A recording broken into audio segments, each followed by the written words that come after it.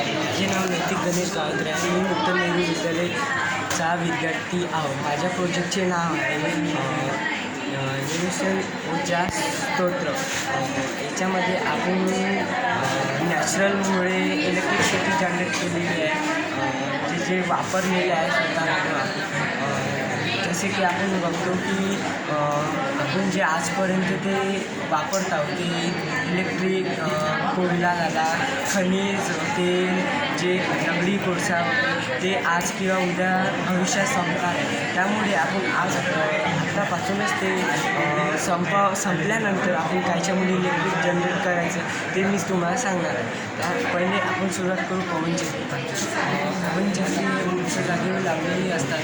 उंच जागी लावल्यामुळे जे वेग वारा असतो ते खूप जोरात असतो, त्यामुळे टर्बाईन असतात त्याच्यामध्ये ते फिरल्यानंतर ते इलेक्ट्रिसिटी जनरेट झाल्यानंतर ते फिरल्यानंतर